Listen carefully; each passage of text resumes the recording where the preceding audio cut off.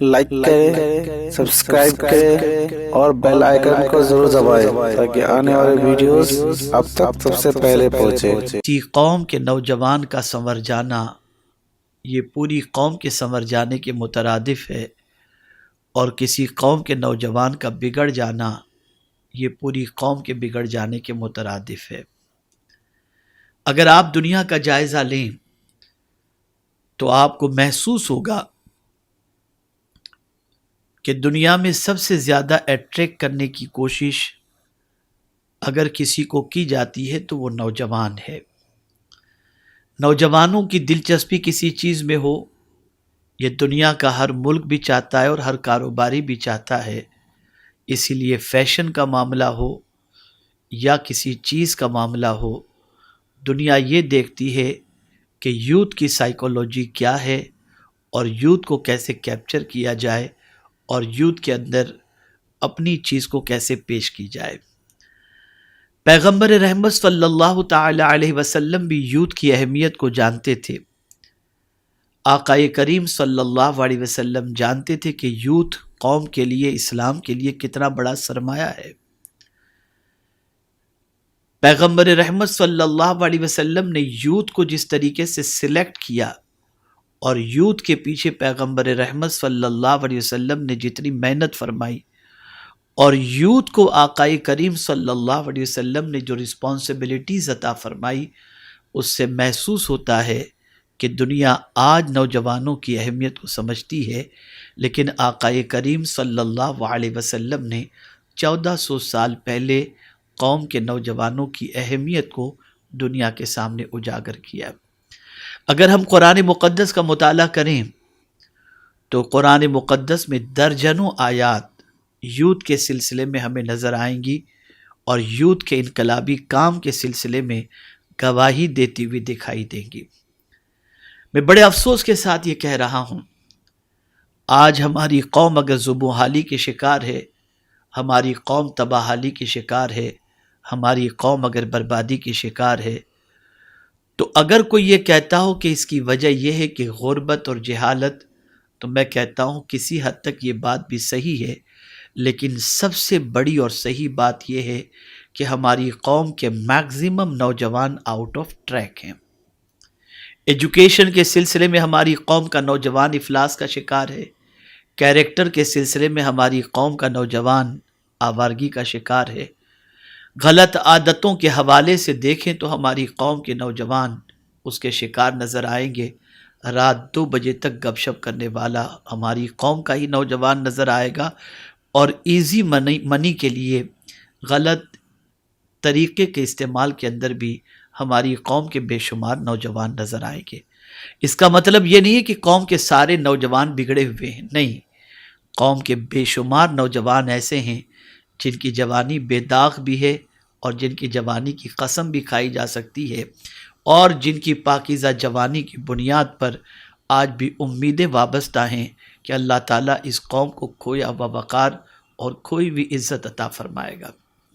میرے پیارے آقا صلی اللہ علیہ وسلم کے پیارے دیوانوں، نوجوانوں کو کرنا کیا ہے، ان کی مسٹیک کیا ہوئی، ان کی غلطیاں کیا ہوئیں، اور کہاں سے ہمارا نوجوان بگڑا،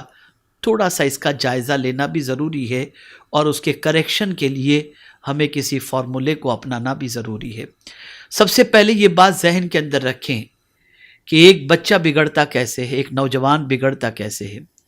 نوجوان کے بگڑنے کی وجہ سب سے بڑی غلط سنگت ہے، غلط دوست ہیں۔ بسا اوقات یہ ہوتا ہے کہ کسی نوجوان کو بگاڑنے کے لیے کسی ایسے کو چھوڑ دیا جاتا ہے اس کے قریب کہ اس کی صحبت کی بنیاد پر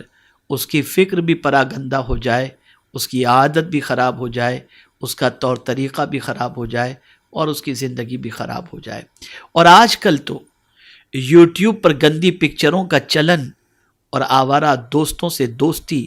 اس نے نوجوانوں کو تباہ کر دیا، برباد کر دیا، اور ان کی جوانی داغدار ہوتی ہوئی دکھائی دے رہی ہے۔ آپ ذرا سوچیں، میرے پیارے آقا صلی اللہ تعالی علیہ وسلم کے پیارے دیوانوں، آج پوری دنیا کے نوجوانوں کی زندگی کا جائزہ لیں۔ سب سے پہلے آئیے ہم سمجھنے کی کوشش کرتے ہیں،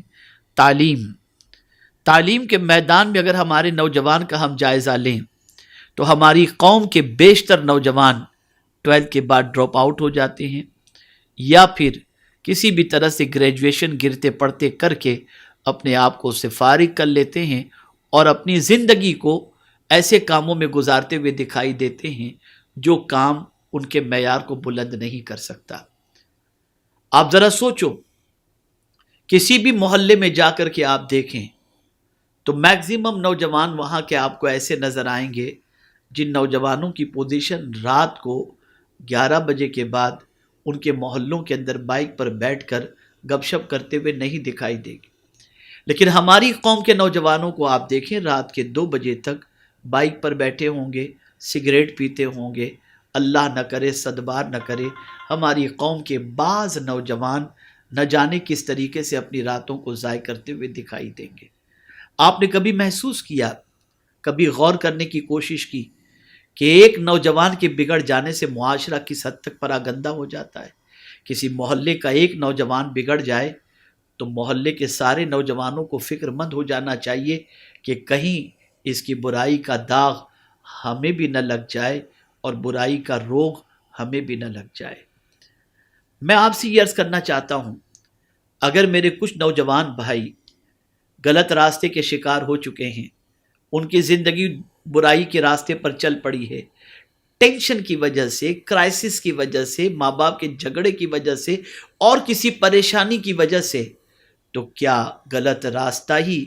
ان کی پریشانی کا حل ہے؟ نہیں۔ اللہ نہ کرے، صدبار نہ کرے، منی کرائسس کا پیریڈ ہے یا پرابلم ہے یا فیملی پرابلم ہے یا اسٹریس اور ٹینشن ہے، تو کیا قرآن آپ کو اسٹریس اور ٹینشن سے نکلنے کا طریقہ نہیں عطا کرتا؟ کیا ہمارے علماء اہل سنت و مشائخ اہل سنت یا مبلغین سنی دعوت اسلامی کیا میدان عمل میں نہیں ہیں جن سے قربت کے بعد آپ کی سوچ پاکیزہ بن جائے اور آپ اپنے ٹینشن کا سولیوشن ان کی رہنمائی کے اندر حاصل کر سکیں؟ آپ ذرا سوچیں، آپ معاشرے کے کتنے قیمتی ہیں، آپ سوسائٹی کے کتنے اہم ہیں، آپ کا مقام اور مرتبہ اللہ عز و جل نے کتنا عظیم رکھا ہے، آپ کی زندگی ہمارے لیے کتنی اہم ہے۔ آج اگر ہمارا نوجوان آوارہ گردی کا شکار ہوتا ہے، دل جلتا بھی ہے، خون کھولتا بھی ہے، اور کبھی کبھی کفِ افسوس ملتے ہوئے ہم صرف اتنا ہی کہہ سکتے ہیں، اے اللہ تو ہماری قوم کے نوجوانوں کو سیدھے راستے کا مسافر بنا دے۔ آپ یاد رکھیں، صرف دعائیں ان لوگوں کے لیے نہیں ہوتی جن کی زندگی سیدھے راستے پر چلتی ہے۔ بسا اوقات ڈرگز کے عادی کو گٹر میں گرتا ہوا دیکھ کر انسان حقارت کی نظر سے دیکھتا ہے، لیکن میں جب کسی نوجوان کو ڈرگز کا شکار کسی نالی میں، کسی گٹر میں گرتا یا پڑتا یا وہاں بیٹھا ہوا دیکھتا ہوں تو آنکھ میں آنسو آ جاتے ہیں اور اللہ کی بارگاہ میں دعا کرتا ہوں، اے اللہ میری قوم کے اس نوجوان کو بچا لے اور اس کی زندگی کو صاف ستھری بنا دے۔ اگر کسی قوم کا نوجوان شراب کا شکار ہو جائے، اگر کسی قوم کا نوجوان ڈرگز کا شکار ہو جائے، اگر کسی قوم کا نوجوان عیاشی کا عادی بن جائے، اگر کسی قوم کا نوجوان چوری کا عادی بن جائے، اگر کسی قوم کا نوجوان ڈاکہ زنی کا عادی بن جائے، اگر کسی قوم کا نوجوان چیٹر ہو جائے، اگر کسی قوم کا نوجوان بے راہ روی کا شکار ہو جائے، تو یاد رکھیں وہ قوم کبھی ابھر نہیں سکتی، اس قوم کا ستارہ کبھی عروج کی شاہراہ کا مسافر نہیں بن سکتا۔ آج ہم جائزہ لیں، میں اپنے نوجوان بھائیوں سے عرض کروں گا،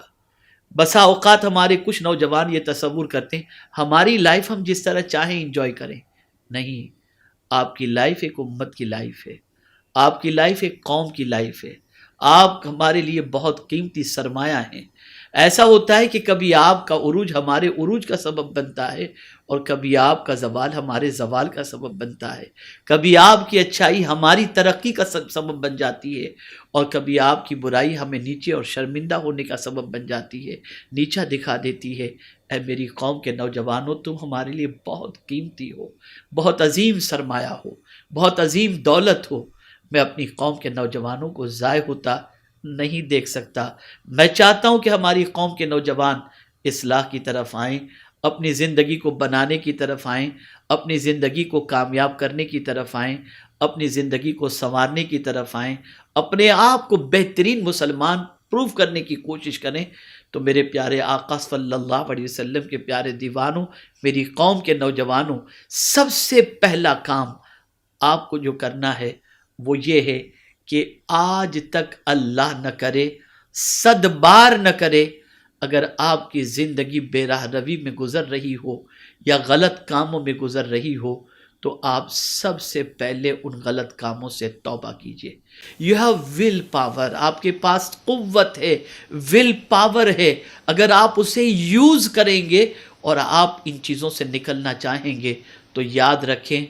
کوئی آپ کی مدد کرے یا نہ کرے، میرا مولا ضرور مدد فرمائے گا۔ ایک بار گناہوں کے دلدل سے نکل کر کے دیکھیے، ایک بار برائیوں کے دلدل سے نکل کر کے دیکھیے، ایک بار بد کرداری کے ماحول سے نکل کر کے دیکھیے، ایک بار سیدھے راستے کی طرف آ کر کے دیکھیے۔ خدا کی قسم آپ کے قلب کو سکون کی دولت نصیب نہ ہو تو مجھے کہنا۔ اللہ اکبر۔ میرے پیارے آقا صلی اللہ تعالی علیہ وسلم کے پیارے دیوانوں، آج تک دامن پر لگے ہوئے گناہوں کے ہزارہ دھبوں کو آپ اللہ کی بارگاہ میں توبہ کے ذریعے آنسو بہا کر اسے مٹا دو، میرا مولا عزت بھی عطا فرمائے گا، سرخ روئی بھی عطا فرمائے گا، کامیابی بھی عطا فرمائے گا، کامرانی بھی عطا فرمائے گا۔ اس لیے کہ آپ کا سیدھے راستے کا مسافر ہونا یہ ہماری کامیابی کی ضمانت ہے اور قوم مسلم کی کامیابی کی ضمانت ہے۔